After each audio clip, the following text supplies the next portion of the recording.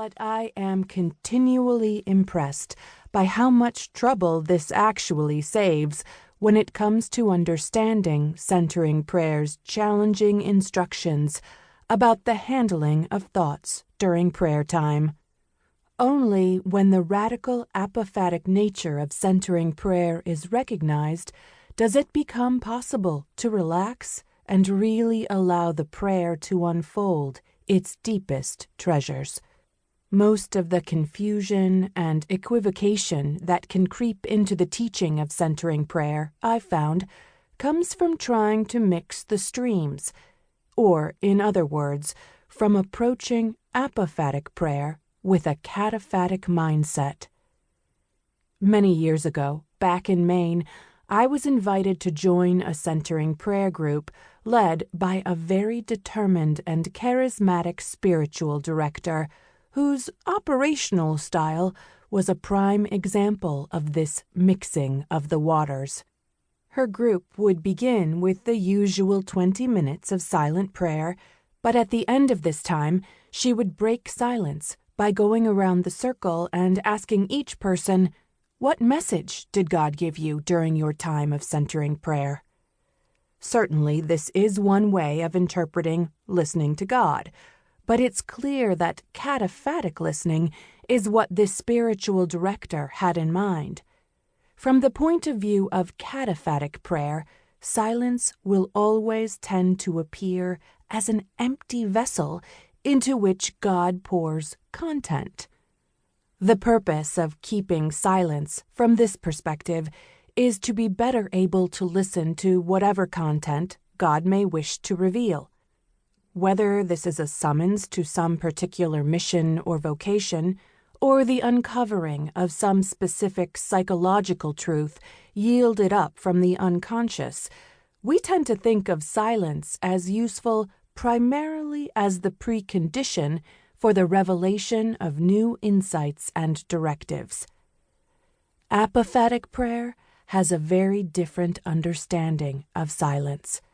Silence is not a backdrop for form, and diffuse open awareness is not an empty chalice waiting to be filled with specific insights and directives. It is its own kind of perceptivity, its own kind of communion.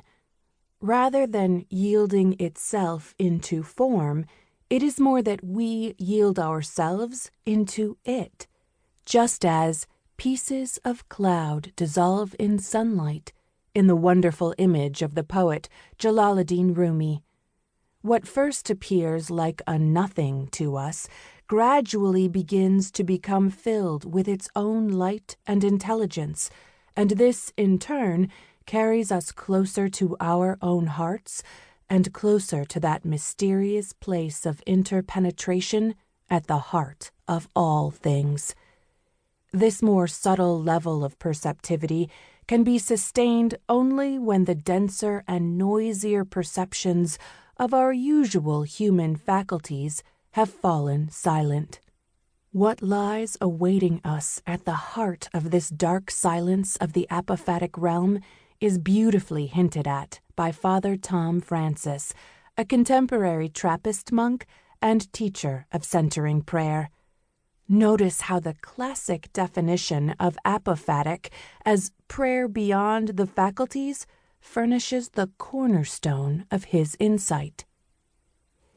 Centering prayer insists that the one who prays wishes to meet God as God is, directly, immediately, that is, not mediated by any thought, prayer, reflection, or reading, and so the eyes are closed, and the prayer shuts down completely all the operations of normal consciousness, not allowing any idea, thought, or image. Thus, the normal faculties of intellect, imagination, memory, and will are closed down, inoperative, and the person goes to his center, his spirit, his deep and true self, his personhood, where he is made to the image of God, spirit to spirit, in wordless union, communion, the lover with the beloved God triune, beyond all mediations.